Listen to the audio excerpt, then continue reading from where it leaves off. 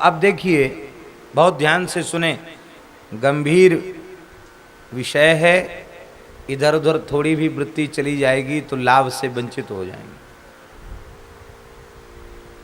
तो जब शब्द की अपर्यवसायी वृत्ति का हम अनुसंधान करते हैं, चिंतन करते हैं, तो उस काल में प्रत्येक शब्द का अर्थ श्री कृष्ण होता है। उस काल में प्रत्येक शब्द का अर्थ भगवान ही होता है, क्योंकि शब्द ब्रह्म है। शब्द जो है वो ब्रह्म है।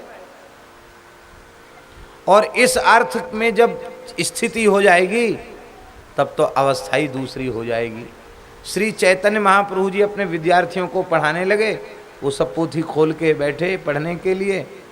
तो श्री चैतन्य महाप्रभु जी ने कहा, देखो छात्रों, शिष्यों, जितनी धातुएं हैं ना, उन सब धातुओं का अर्थ श्री कृष्ण है।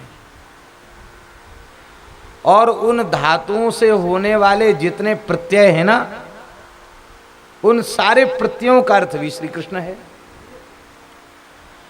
और जितनी शब्द की मूल प्रकृति है, उस मूल प्रकृति का अर्थ भी परमात्मा है, श्री कृष्ण है। और उससे होने वाले प्रत्यय का अर्थ भी श्री कृष्ण है। इसलिए वो कहते कि कुछ नहीं, बस अब खाली तो कीर्तन करो, सबका अर्थ यही है, कीर्तन करो। भगवान का नाम, भगवान ही सारे शब्दों के वाच्य हैं, सारे अर्थों के बोधक हैं। शब्द और शब्द का अर्थ केवल भगवान का बोध कराता है।